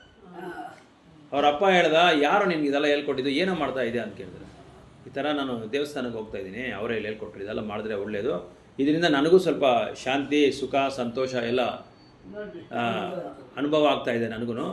ಮತ್ತು ನನ್ನಲ್ಲಿ ಏನೋ ಒಂದು ಬದಲಾವಣೆ ಕೂಡ ನೋಡ್ತಾ ಇದ್ದೀನಿ, ಪರಿವರ್ತನೆ ಇದೆ ನನ್ನಲ್ಲಿ, ನನಗೂ ತುಂಬ ಸಂತೋಷ ಆಗ್ತಾಯಿದೆ. ನಾನು ಓದೋದಕ್ಕೂ ತುಂಬ ಸರಳವಾಗಿದೆ ನನಗೆ. ಅದು ಓದೋ ಸಮಯನ ನಾವು ದೇವಸ್ಥಾನಕ್ಕೆ ಹೋಗಲ್ಲ. ಶನಿವಾರ ಸಾಯಂಕಾಲ, ಭಾನುವಾರ ಸಾಯಂಕಾಲ ಆ ಟೈಮಲ್ಲಿ ಫ್ರೀಯಾಗಿರುವಾಗ ನಾನು ಹೋಗ್ತೀನಿ. ಬೇರೆ ದಿನಲ್ಲಿ ನಾನು ಕಾಲೇಜಿಗೆ ಹೋಗೋಕ್ಕೂ ಇದು ಚೆನ್ನಾಗಿದೆ. ಇದು ಮಾಡೋದ್ರಿಂದ ನನಗೆ ಯಾವುದೇ ಒಂದು ಒಂದು ಅಡಚಣೆ ಇಲ್ಲ ನನಗೆ ಅಂತ ಹೇಳುವಾಗ, ಇವರ ಅಪ್ಪಗೆ ಭಯ, ಏನಪ್ಪ ಇವನು ಇಷ್ಟು ಆಳವಾಗಿ ಯೋಚನೆ ಮಾಡ್ತಾ ಇದ್ದಾನಲ್ಲ, ಇನ್ನೆಲ್ಲ ನಮ್ಮನ್ನು ಬಿಟ್ಟು ಸನ್ಯಾಸಿ ಆಗೋಗ್ಬಿಡ್ತಾನೆ ಅಂತ ಹೇಳ್ಬಿಟ್ಟು, ಇದೆಲ್ಲ ನೀನು ಮಾಡಬಾರ್ದು, ಕೊಡಿಲಿ ಅಂತ ಹೇಳ್ಬಿಟ್ಟು ಅವನ ಹತ್ರ ತೊಗೊಂಡು ಅದನ್ನು ತೆಗೆದು ಬೇರೆ ಕಡೆ ಹಾಕ್ಬಿಟ್ಟ. ಆಮೇಲೆ ದೇವಸ್ಥಾನಕ್ಕೆ ಹೋಗ್ಬೇಡ ಅಂತ ಹೇಳ್ಬಿಟ್ಟು. ಸರಿ, ಇವ್ರ ಅಪ್ಪ ಅಮ್ಮ ಹೆಂಗೆ ಹೇಳಿದ್ರೆ ನಂಗೆ ಕೇಳೋನು ಇವನು ಹುಡುಗ, ಸ್ವಲ್ಪ ಒಬಿಡಿಯಂಟ್ ಜಾಸ್ತಿ. ಅದಕ್ಕೇನು ಮಾಡ್ದ, ಸರಿ ಆಯಿತು ಅಪ್ಪ ಹೇಳಿದ್ರಲ್ಲ, ಇನ್ನು ಅವ್ರ ಮಾತು ನಾವು ಮೀರಬಾರ್ದು ಅಂತ ಹೇಳ್ಬಿಟ್ಟು ವಾಪಸ್ ಹೋದ. ಒಂದು ತಿಂಗಳಾದ್ಮೇಲೆ ಕಾಲೇಜಿಗೆ ಹೋದ. ಕಾಲೇಜಿಗೆ ಹೋದ್ಮೇಲೆ ದೇವಸ್ಥಾನದಿಂದ ಫೋನ್ ಮಾಡಿ ಕರೆದ್ರು ಅವನ್ನ, ಏನಪ್ಪ ತುಂಬ ದಿನ ಆಯಿತು, ಹಾಲಿಡೇಸ್ ಎಲ್ಲ ಆಗೋಯ್ತಲ್ಲ, ಯಾಕೆ ಬಂದಿಲ್ಲ ಅಂತ ಕೇಳಿದ್ರೆ, ಈ ಥರ ನಮ್ಮ ತಂದೆ ಹೇಳ್ಬಿಟ್ರು, ಅದಕ್ಕೆ ನಾನು ಬರಲ್ಲ. ಯಾವುದಾದ್ರೂ ಹಬ್ಬ ಇದರಲ್ಲಿ ನಾನು ಬರ್ತೀನಿ, ಹಬ್ಬ ಗಿಬ್ಬ ಆದರೆ ನೀವು ಉತ್ಸವಗಳು ಮಾಡ್ತೀರಲ್ಲ ಅವಾಗ ಬರ್ತೀನಿ ಅಂತ. ಇಲ್ಲಪ್ಪ ಆ ಥರ ಎಲ್ಲ ಏನಿಲ್ಲ, ನಿಮ್ಮ ತಂದೆಗೆ ಗೊತ್ತಿಲ್ಲ, ನೀನು ಬರ್ಬೋದು, ಅದೆಲ್ಲ ಏನಿಲ್ಲ, ನಿನ್ನ ಪಾಡು ನೀನು ಓದು, ಬೇರೆ ಸಮಯದಲ್ಲಿ ನೀನು ದೇವಸ್ಥಾನಕ್ಕೆ ಬರ್ಬೋದು ಅಂತ ಹೇಳಿದ್ರೆ, ಇಲ್ಲ ನಮ್ಮ ತಂದೆ ಹೆಂಗೆ ಹೇಳಿದ್ರೆ ಹಂಗೆ ಕೇಳೋದು ನಾವು ಅಂತೇಳಿ. ಸರಿ ಆಯಿತು ಬಿಟ್ಬಿಟ್ರು ಅವರು. ಅವನೇನು ಮಾಡ್ದ, ಫ್ರೀ ಆಗಿರೋ ಟೈಮಲ್ಲಿ ದೇವಸ್ಥಾನಕ್ಕೆ ಹೋಗ್ತಾ ಇದ್ದ. ಇವಾಗ ಏನು ಮಾಡ್ದ, ಪಕ್ಕದಲ್ಲಿ ಸ್ನೇಹಿತರನ್ನೆಲ್ಲ ನೋಡ್ದ, ಅವ್ರು ಅಲ್ಲಿ ಹೋಗೋದು, ಇಲ್ಲಿ ಹೋಗೋದು, ಸಿನಿಮಾಗೆ ಹೋಗೋದು, ಕ್ಲಬ್ಗಳಿಗೆ ಹೋಗೋದು, ಹುಡುಗಿರಿ ಹಿಂದ್ಗಡೆ ಹೋಗೋದು, ಇದೆಲ್ಲ ನೋಡ್ಕೊಂಡು ಇವನು ಹೋದ. ಅವನು ಒಳ್ಳೆ ಕೆಲಸ ಮಾಡ್ತಾ ಇದ್ದ, ಅದನ್ನು ಕೇಳಿಸ್ದ ಅವರಪ್ಪ. ಅದಾದಮೇಲೆ ಏನಾಯಿತು, ಅವನು ಕಾಲೇಜಿಗೆ ಹೋಗೋದು ಬಿಟ್ಬಿಟ್ಟು, ಕಾಲೇಜಿಗೆ ಹೋಗಲ್ಲ, ಕ್ಲಾಸ್ಗೆ ಹೋಗೋದು ಬಿಟ್ಬಿಟ್ಟು ಅದು ಇದು ಮಾಡ್ಕೊಂಡು ಕುಡ್ಕೊಂಡು ಮಾಡಿಕೊಂಡು ಇರೋ ವಿದ್ಯಾಭ್ಯಾಸನೂ ಕೆಡಿಸ್ಕೊಂಡ. ಕಾಲೇಜಿಂದ ಫೋನ್ ಬಂತು, ಏನಪ್ಪ ನಿಮ್ಮ ಹುಡುಗ ಈ ಥರ ಕಾಲೇಜಿಗೆ ಬರ್ತಾ ಇಲ್ಲ, ಎಲ್ಲದರಲ್ಲಿ ಯಾವಾಗಲೂ ಆ್ಯಬ್ಸೆಂಟ್ ಆಗಿದ್ದಾನೆ, ವಾರಕ್ಕೆ 3 ಸಲ 2 ಸಲ ಕೂಡ ಬರಲ್ಲ. ಆಮೇಲೆ ಅವರಪ್ಪ ಕರೆದ್ರೆ ಎಲ್ಲ ನೋಡಿದ್ರೆ ಚೆನ್ನಾಗಿ ಅಭ್ಯಾಸ ಮಾಡ್ಕೊಂಬಿಟ್ಟಿದ್ದಾನೆ, ಕುಡಿಯೋದು ಅಭ್ಯಾಸ ಮಾಡ್ಕೊಂಡು ಏನು ಮಾಡ್ದ, ಕಾಲೇಜಿಂದ ತೆಗೆದು ಆಚೆ ಹಾಕ್ಬಿಟ್ರು ಅವನ್ನ. ಮನೇಲೂ ಕುಡಿತಾನೆ, ಮನೇಲೂ ಕುಡಿಯೋಕೆ ಅವ್ನ ಕೈಲಿ ಸ್ಟಾಪ್ ಮಾಡೋಕ್ಕಾಗಿಲ್ಲ, ಅಭ್ಯಾಸ ಆಗೋಯ್ತು. ಅದಕ್ಕೆ ಇದಾಗೋದ ಏನದು ಬಾನಿಸ ಆಗೋದ ಅದಕ್ಕೆ. ಅದಾದಮೇಲೆ ಏನಾಯಿತು, ಇವರಪ್ಪ ಇದನ್ನು ನೋಡ್ಬಿಟ್ಟು ಇದನ್ನೆಲ್ಲ ನೋಡ್ಬಿಟ್ಟು ಅವ್ರ ಅಪ್ಪನಿಗೆ ವ್ಯಥೆ ಬಂದ್ಬಿಡ್ತು. ಎಂಥ ಕೆಲಸ ನಾನು ಮಾಡ್ಕೊಂಬಿಟ್ಟೆ, ನಾನು ಚೆನ್ನಾಗಿ ಒಳ್ಳೆ ಆ ದಾರಿನಲ್ಲಿ ಹೋಗ್ತಾ ಇದ್ದೆ, ದಾರಿ ದೀಪ ತೋರಿಸಿದ ಸ್ವಾಮೀಜಿಗಳು, ಅದನ್ನು ನಾನು ಅಡಚಣೆ ಸ್ಟಾಪ್ ಮಾಡಿಸಿ ನಮ್ಮ ಹುಡುಗ ಈ ಥರ ಆಗೋದು ಅಂತ ಇವನು ದೇವಸ್ಥಾನಕ್ಕೆ ಹೋಗೋದು ಸ್ಟಾರ್ಟ್ ಮಾಡ್ಬಿಟ್ಟ ಅವರಪ್ಪ. ಅವನು ದೇವಸ್ಥಾನಕ್ಕೆ ಹೋಗಿ ಅವ್ನು ಭಕ್ತರಾಗ್ಬಿಟ್ಟ. ಅವನು ಭಕ್ತರಾಗಿ ಯಾಕಂದ್ರೆ ಇವನ್ ವ್ಯಥೆ ಅವನಿಗೆ ಹಿಂಗೆ ಆಗೋಟ. ಅದಾದ್ಮೇಲೆ ಏನು ಮಾಡ್ದ, ಸೀದಾ ಇವ್ನಿಗೆ ಯಾರು ಹೇಳ್ಕೊಟ್ರು ಇವ್ರನ್ನ ಹೋಗಿ ನೋಡ್ದ. ಪುಣೆನಲ್ಲಿ ಇವ್ರಿಗೆ ಪ್ರಚಾರ ಮಾಡಿದ್ದು. ಅವ್ರನ್ನ ಹೋಗಿ ನೋಡ್ಬಿಟ್ಟು, ಸ್ವಾಮಿ ಈ ಥರ ನಾನು ಯಾರು ಅಂತ ನಿಮಗೆ ಗೊತ್ತಿಲ್ಲ, ನೀವು ಯಾರಂತ ನಮಗೆ ಗೊತ್ತು, ನನ್ನ ಮಗ ಹೇಳಿದ್ದಾನೆ, ಈ ಥರ ಅವ್ರ ಹೆಸರಲ್ಲಿ ಹೇಳ್ತಾನೆ. ನೀವು ಅವ್ರು ತಂದೆ, ನೀವು ಹೌದು, ಏನು ಇಲ್ಲಿ ಬಂದಿರೋದು ನಿಮ್ಗೆ ಏನು ವಿಷಯ ಅಂತ ಕೇಳ್ದ. ಈ ಥರ ನನ್ನ ಮಗ ಈ ಥರ ಆಗ್ಬಿಟ್ಟ, ನೀವು ಬಂದು ಹೇಳಿದ್ರೆ ಖಂಡಿತವಾಗಿ ಅವನು ಒಂದು ಬದಲಾವಣೆ ಬರುತ್ತೆ ಅವನ ಇದರಲ್ಲಿ ಜೀವನದಲ್ಲಿ ಅಂತ ಹೇಳಿದ್ರೆ, ಸರಿ ನಡೀರಿ ಅಂತ ಹೇಳ್ಬಿಟ್ಟು ನಾಳೆ ಹೋಗೋಣ ಅಂತ ಹೇಳ್ಬಿಟ್ಟು ಇಬ್ಬರು ಹೋದರು. ಹೋದೆ ಅವ್ನು ಕರೆದು, ನೋಡಪ್ಪ ನಿನ್ನಿಂದ ನಿಮ್ಮ ತಂದೆ ಏನೋ ಗೊತ್ತಿದ್ರೆ ಹೇಳ್ಬಿಟ್ರು, ಅದಕ್ಕೆ ಅಂತ ಹೇಳ್ಬಿಟ್ಟು ನೀನು ಏನು ಮಾಡಬೇಕು, ನಿಮ್ಮ ತಂದೆ ತಾಯಿ ಕೆಟ್ಟದೇ ಇಲ್ಲದೆ ಕೂಡ ನೀನು ಯೋಚನೆ ಮಾಡಬೇಕು. ಅವ್ರು ಒಳ್ಳೇದು ಹೇಳ್ತಾರೋ ಕೆಟ್ಟದ್ದು ಹೇಳ್ತಾರೋ, ಇಲ್ಲ ಅವ್ರು ಗೊತ್ತಿಲ್ಲದ್ರೆ ಹೇಳ್ತಾರೋ, ಇದೆಲ್ಲ ನೀನು ಯೋಚನೆ ಮಾಡಬೇಕು. ಅವ್ರು ಹೇಳ್ತಾರೆ ಅಂತ ನೀನು ಯಾವುದು ಅಕಸ್ಮಾತಾಗಿ ತೀರ್ಮಾನ ತೊಗೋಬಾರ್ದು. ನೀನು ಒಳ್ಳೆ ಭಕ್ತಿ ಯೋಗ ಮಾಡ್ತಾ ಇರೋ ನೀನು ಯಾಕಿದೆಲ್ಲ ನೀನು ಸ್ಟಾಪ್ ಮಾಡ್ಕೊಂಬಿಟ್ಟೆ, ಮತ್ತೆ ನೀನು ದೇವಸ್ಥಾನಕ್ಕೆ ಬಾ, ನಿಮ್ಮ ತಂದೆನೇ ಹೇಳ್ತಾ ಇದ್ದಾರೆ ಅಂತ ಹೇಳುವಾಗ ಆಮೇಲೆ ಅವನು ಒಂದು ತಿಂಗಳಾದಮೇಲೆ ದೇವಸ್ಥಾನಕ್ಕೆ ಬಂದು ಸರಿ ಹೋಗ್ಬಿಟ್ಟು ಮತ್ತೆ ಒಳ್ಳೆ ಭಕ್ತನ ಅಂದ್ಬಿಟ್ಟ. ಅಪ್ಪ ಅಮ್ಮನಿಬ್ರು ಒಳ್ಳೆ ಭಕ್ತರಾದ್ರು. ಈಗ ಏನೋ ಒಂದು ಇದೆ ಇದೆ, ಅವ್ರ ಅಪ್ಪನ್ನು ಭಕ್ತರಾಗಬೇಕು ಅಂತ ಭಗವಂತ ಈ ಒಂದು ಥರ ಈ ಥರ ಪ್ಲ್ಯಾನ್ ಮಾಡಿರ್ಬೋದು ಅಂತ ಕಾಣುತ್ತೆ. ಆ ಥರ ನಾವು ಹೇಳೋಕ್ಕಾಗಲ್ಲ ಯಾವ ಟೈಮಲ್ಲಿ ಏನಂತ ಹೇಳೋಕ್ಕಾಗಲ್ಲ. ಯಾವ ಟೈಮ್ನಾಗ ಸೊ ಈ ಯುಗದಲ್ಲಿ ಅತ್ಯುತ್ತಮ ಯೋಗಾಭ್ಯಾಸ ಬಂದು ಕೃಷ್ಣ ಪ್ರಜ್ಞೆ ಅಂತ ಹೇಳ್ತಾ ಇದ್ದಾರೆ. ಇದರಿಂದ ಎಷ್ಟೋ ಜನ ಬದಲಾವಣೆ ಆಗ್ತಾ ಇದ್ದಾರೆ, ಆಗಿದ್ದಾರೆ, ಇನ್ನೂ ಇನ್ಮೇಲೇನೂ ಆಗ್ತಾರೆ. ಅದನ್ನು ಯಾರು ತಡೆ ಆಗಬಾರ್ದು. ಸರಿ ಆಗ್ಬಾರ್ದು. ಯಾಕಂದರೆ ಇದರಲ್ಲಿ ಏನು ಕೆಡೋ ಥರ ಏನೂ ಅಭ್ಯಾಸಗಳಿಲ್ಲ, ಈಗ ಎಲ್ಲ ಒಳ್ಳೇದಾಗೋದೇ ಹೇಳ್ತಾರೆ ಹೊತ್ತು. ಆದರೆ ಕೆಲವ್ರಿಗೆ ಅದನ್ನು ಇದು ಮಾಡ್ಕೊಳಕ್ಕಾಗಲ್ಲ, ಮಕ್ಕಳು ದೂರ ಮಾಡ್ಕೊಂಡ್ಬಿಡ್ತಾರೆ, ಬೇರೆಯವರೆಲ್ಲ ಏನೋ ಅನ್ಕೊತಾರೆ, ಈ ಥರ ಏನೇನೋ ಅವ್ರಿಗೆ ಯೋಚನೆಗಳು, ಕಲ್ಪನೆಗಳು ಅವರವರೇ ಕಲ್ಪನೆ ಮಾಡಿಕೊಂಡು ಏನು ಮಾಡ್ತಾರೆ, ಭಕ್ತಿಗೆ ದೂರ ಆಗ್ಬಿಡ್ತಾರೆ. ಅದಕ್ಕೆ ಜೊತೆ ಸೇರುವಾಗ ನಾವು ಒಳ್ಳೆಯ ಶುದ್ಧ ಭಕ್ತರ ಜೊತೆ ಸೇರಬೇಕು. ಐಹಿಕ ದೇಹವು ಇರುವವರೆಗೂ ಆಹಾರ, ನಿದ್ರೆ, ರಕ್ಷಣೆ ಮತ್ತು ಮೈಥುನ ಇಂತಹ ಅದರ ಬೇಡಿಕೆಗಳನ್ನು ಮನುಷ್ಯನು ಪೂರೈಸಲೇಬೇಕು. ಆದರೆ ಪರಿಶುದ್ಧ ಭಕ್ತಿಯೋಗ ಅಥವಾ ಕೃಷ್ಣ ಪ್ರಜ್ಞೆಯಲ್ಲಿ ಇರುವವನು ದೇಹದ ಅಗತ್ಯಗಳನ್ನು ಪೂರೈಸುವಾಗ ಇಂದ್ರಿಯಗಳನ್ನು ಉದ್ರೇಕಗೊಳಿಸುವುದಿಲ್ಲ. ಅದೇ ಹೇಳ್ತಾ ಇದ್ದಾರೆ. ಇದೆಲ್ಲ ಎಲ್ಲರಿಗೂ ಬೇಕು, ನಿದ್ದೆ ಬೇಕು, ಆಹಾರ ಬೇಕು, ರಕ್ಷಣೆ ಬೇಕು, ಮದುವೆ ಮಾಡ್ಕೊಬೇಕು, ಮಕ್ಕಳನ್ನು ಮಾಡ್ಕೊಬೇಕು. ಆದರೆ ಏನು ಮಾಡಬೇಕು, ಕೃಷ್ಣ ಪ್ರಜ್ಞೆಯಲ್ಲಿ ಇರಬೇಕು. ಕೃಷ್ಣ ಪ್ರಜ್ಞೆಯಲ್ಲಿ ಇರುವಾಗ ಏನಾಗುತ್ತೆ, ದೇಹಕ್ಕೆ ಬೇಕಾದ ಒಂದೊಂದು ಆಸೆಗಳು, ಡಿಮ್ಯಾಂಡ್ಸ್ ಕೇಳ್ತಾ ಇರುವಾಗ ಅದಕ್ಕೆ ಅದು ನಮ್ಗೇನು ಮಾಡಿದೆ, ಕೃಷ್ಣ ಪ್ರಜ್ಞೆಯಲ್ಲಿಂದ ನಾವು ಏನು ಮಾಡಬೇಕು ಅಂತ ನಮಗೆ ತಿಳುವಳಿಕೆ ಕೊಡುತ್ತೆ. ಈ ಥರ ಮಾಡ್ಕೊಬೇಕು, ಆ ಥರ ಮಾಡ್ಕೊಬೇಕು ಅಂತ ನಮಗೆ ತಿಳುವಳಿಕೆ ಕೊಡುತ್ತೆ. ಸೊ ದುಬಾರಿ ವ್ಯವಹಾರದ ಸದ್ಬಳಕೆ ಮಾಡಿ ಆತನು ಬದುಕಿನ ಕನಿಷ್ಠ ಅಗತ್ಯಗಳನ್ನು ಸ್ವೀಕರಿಸುತ್ತಾನೆ ಮತ್ತು ಕೃಷ್ಣ ಪ್ರಜ್ಞೆಯಲ್ಲಿ ಅಲೌಕಿಕ ಆನಂದವನ್ನು ಅನುಭವಿಸುತ್ತಾನೆ. ಲೌಕಿಕ ಅಂದರೆ ಭೌತಿಕ ಪ್ರಪಂಚ, ಲೌಕಿಕ ಆನಂದ ಅಂದರೆ ಭೌತಿಕದಲ್ಲಿರೋ ಆನಂದ. ಈ ಆನಂದ ಪಡೆಯೋಕ್ಕೆ ಬದಲು ಕೃಷ್ಣ ಪ್ರಜ್ಞೆಯಲ್ಲಿದ್ದರೆ ನಿನಗೆ ಅಲೌಕಿಕವಾದ ಆನಂದವನ್ನು ನೀನು ಪಡಿಬೋದು ಅಂತ ಹೇಳ್ತಾ ಇದ್ದಾರೆ. ಆಧ್ಯಾತ್ಮಿಕವಾದ ಆನಂದ. ಅಪಘಾತಗಳು, ರೋಗ, ಕೊರತೆ, ಬಹು ಹತ್ತಿರದ ಬಂಧುವಿನ ಸಾವು ಮುಂತಾದ ಆಗು ಹೋಗುಗಳಿಗೆ ಆತನು ಲಕ್ಷಣವೇ ಕೊಡುವುದಿಲ್ಲ. ಸೊ ಆಧ್ಯಾತ್ಮಿಕ ಪ್ರಪಂಚ ಇರುವಾಗ ಏನಾದರೂ ಸಡನ್ನಾಗಿ ಅಪಘಾತ ಆಗ್ಬಿಟ್ರೆ ಕೂಡ ನಮಗೆ ಏನು ಟೆನ್ಷನ್ ಆಗಲ್ಲ. ನಾವು ಇಷ್ಟೇ ತಾನೇ, ನಾನೊಂದು ಆತ್ಮ, ನನ್ನ ದೇಹ ಅಲ್ಲ ಅಂತ ನಮ್ಗೆ ಗೊತ್ತಾಗ್ಬಿಡುತ್ತೆ. ಭಗವದ್ಗೀತೆ ಓದಿರ್ತೀರಲ್ಲ, ನಾವು ಓದುವಾಗ ನಮ್ಗೆ ಗೊತ್ತಾಗುತ್ತೆ ನಾವು ದೇಹ ಅಲ್ಲ ಅಂತ ನಮ್ಗೆ ಗೊತ್ತು. ದೇಹಕ್ಕೆ ಏನಾದರೂ ಆಗ್ಬೋದು, ಯಾವಾಗಾದರೂ ಏನಾದರೂ ಆಗ್ಬೋದು, ಅದನ್ನು ನಾವು ಹೇಳೋಕ್ಕಾಗಲ್ಲ, ನಾವು ಅದನ್ನು ತಡೆಯೋಕ್ಕೂ ಆಗಲ್ಲ. ಅದರಿಂದ ಆಧ್ಯಾತ್ಮಿಕ ಭಕ್ತಿಯೋಗದಲ್ಲಿ ಕೃಷ್ಣ ಪ್ರಜ್ಞೆಯಲ್ಲಿರೋರಿಗೆ ಯಾವ ಟೈಮಲ್ಲಿ ಏನಾದರೂ ಆಗ್ಬೋದು, ರೋಗ ಬರ್ಬೋದು, ಅಪಘಾತಗಳು ಬರ್ಬೋದು. ಅದರಿಂದ ನಾವು ಬಂಧುವಿನ ಸಾವು ಮುಂತಾದ ಆಗುವವರಿಗೆ ಆತನು ಲಕ್ಷಣವೇ ಕೊಡುವುದಿಲ್ಲ. ಆ ಲಕ್ಷಣಕ್ಕೆ ಅದಕ್ಕೆ ನಾವು ಪ್ರಭಾವ ಆಗಲ್ಲ. ಬೆಳಗ್ಗೆ ಒಬ್ಬರು ಭಕ್ತರು ಹೇಳ್ತಾ ಇದ್ರು, ನಮಗೆ ಬೇಕು ಅಂತ ಒಂದು ವರ್ಡ್ ಅದನ್ನ ಇಟ್ಕೊಂಡು ಚೆನ್ನಾಗಿ ಹೇಳಿದ್ರು. ನಮಗೇನು ಬೇಕು ಅಂದರೆ ಆಸೆಗಳೆಲ್ಲ ನಮ್ಗೆ ಇರುತ್ತಂತೆ, ಅದು ಬೇಕಂತೆ, ನಾವು ಅನುಭವಿಸ್ಬೇಕು, ಇದು ಮಾಡಬೇಕು, ಅದು ಮಾಡಬೇಕು, ಇದು ಕ್ರಿಕೆಟ್ ಆಡಬೇಕು, ಇಲ್ಲ ಕ್ರಿಕೆಟ್ ಸ್ಟಾರ್ ನೋಡಬೇಕು, ಟಿ ವಿ ನೋಡಬೇಕು, ಅವನಿಗೆ ನಾನು ಫ್ಯಾನ್ ಆಗಬೇಕು, ಅವನಿಗೆ ನಾನು ಶಿಷ್ಯನಾಗಬೇಕು. ಬೇಕು ಅನ್ನೋದು ಇದ್ದರೆ ನಮ್ಗೇನು ಮಾಡುತ್ತೆ, ಭಗವಂತ ಬೇಕು ಅಂತ ಅನ್ಸೋಲ್ಲಂತೆ ನಮಗೆ. ಯಾಕೆ ಇದನ್ನು ನಾವು ಈ ಬೇಕುಗಳು ಈ ಬೇಕುಗಳು ಇರೋದ್ರಿಂದ ಆ ಬೇಕುಗೆ ಹೋಗೋಕ್ಕಾಗಲ್ಲ, ನಾವು ಹೋಗೋಕ್ಕಾಗಲ್ಲ. ಅದಕ್ಕೆ ಅದನ್ನು ನಾವೇ ತರಿಸ್ಕೊಳ್ಳೋದು, ಯಾರು ತರಿಸ್ಕೊಳ್ಳಲ್ಲ. ಆ ಬೇಕುಗಳೆಲ್ಲ ತರಿಸ್ಕೊಳ್ಳೋದು ನಾವೇ. ಆ ಬೇಕುಗಳು ತರಿಸ್ಕೊಂಡು ಬೇಕಾಗ್ಬಿಡ್ತೀವಿ ನಾವು. ಹೌದು. ಅದಕ್ಕೆ ಭಗವದ್ಗೀತೆಯಲ್ಲಿ ಹೇಳ್ತಾನೆ, ಆಗಮೋಪಾಯ ನಿತ್ಯ ತಾಮ್ ತ್ಯಜಿಸಬಾರದು. ಇಂತಹ ಪ್ರಾಸಂಗಿಕ ಆಗು ಹೋಗುಗಳನ್ನು ಅವನ್ನು ಸಹಿಸಿಕೊಳ್ಳುತ್ತಾನೆ. ಅಂದರೆ ಏನಾದರೂ ಹೆಚ್ಚು ಕಡಿಮೆ ಆದರೆ ಅವನು ಸಹಿಸ್ಕೊಳ್ಳೋಷ್ಟು ಶಕ್ತಿ ಅವನಿಗಿರುತ್ತೆ. ಆದರೆ ಭಕ್ತನ ಆಗದೇ ಇರೋರಿಗೆ ಅವನ ಕೈ ಸಹಿಸ್ಕೊಳ್ಳೋಕ್ಕಾಗಲ್ಲ.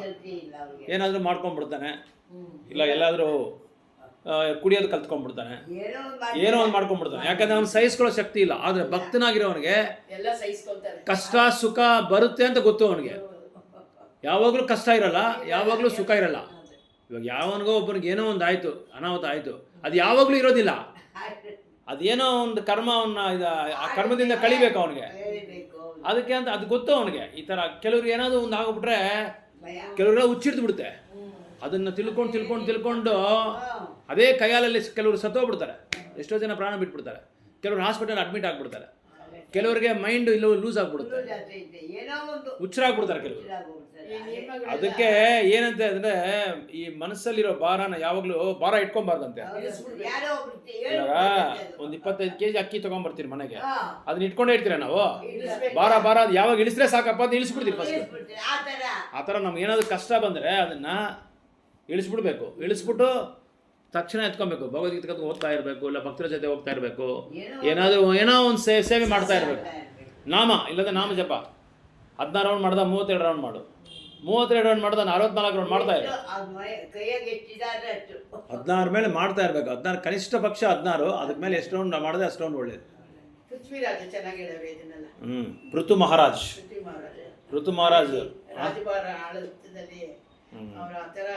ಚತುರ್ಕುಮಾರಸ್ ಅವರ ಮನೆಗೆ ಅವ್ರ ರಾಜ್ಯಕ್ಕೆ ಬರ್ತಾರೆ. ರಾಜ್ಯಕ್ಕೆ ಬಂದು ಪೃಥು ಮಹಾರಾಜ್ ಬಂದು ವಿಷ್ಣು ಅವತಾರ, ವಿಷ್ಣು ಅಂಶ. ಆ ಚತುರ್ಕುಮಾರಸ್ ಹತ್ರ ಬಂದು ಇವ್ರು ಕೇಳ್ಕೊಂತಾರೆ, ನನಗೆ ಆಧ್ಯಾತ್ಮಿಕವಾದ ಚಿಂತನೆ ನನಗಿಲ್ಲ. ನಾನು ಯಾವಾಗಲೂ, ಯಾಕಂದ್ರೆ ರಾಜರು ಅನ್ನೋರು ಏನಂದ್ರೆ ಸೊಗಸಾದ ಜೀವನ ಅವ್ರದ್ದು, ಸೊಗಸಾದ ಜೀವನ, ಯಾವಾಗಲೂ ಸೌಕರ್ಯವಾಗಿರಬೇಕು, ಯಾವುದೇ ಒಂದು ಕೊರತೆ ಇರಬಾರ್ದು ಅವ್ರಿಗೆ. ಅಂಥ ಜೀವನದಲ್ಲಿ ನಾನು ಇದ್ದೀನಿ. ಅದಕ್ಕೆ ನನಗೆ ಇಂಥ ಜೀವನ ಬೇಕಾಗಿಲ್ಲ, ನೀವು ನನಗೆ ದಾರಿ ತೋರಿಸಿ, ಆಧ್ಯಾತ್ಮಿಕವಾದ ದಾರಿ ತೋರಿಸಿ, ಭಗವಂತನ ಹತ್ರ ಹೋಗೋದಕ್ಕೆ ನನಗೆ ತೋರಿಸಿ ಅಂತೇಳಿ ಆ ಚತುರ್ಕುಮಾರಸ್ನ ಕೇಳ್ಕೊಂಡು ಆ ಚತುರ್ಕುಮಾರಸ್ ಅವ್ರಿಗೆ ಉಪದೇಶ ಮಾಡ್ತಾರೆ. ಹೌದು. ಓಕೆ, ಹರೇ ಕೃಷ್ಣ. ಜಪ ಮಾಡೋಣ.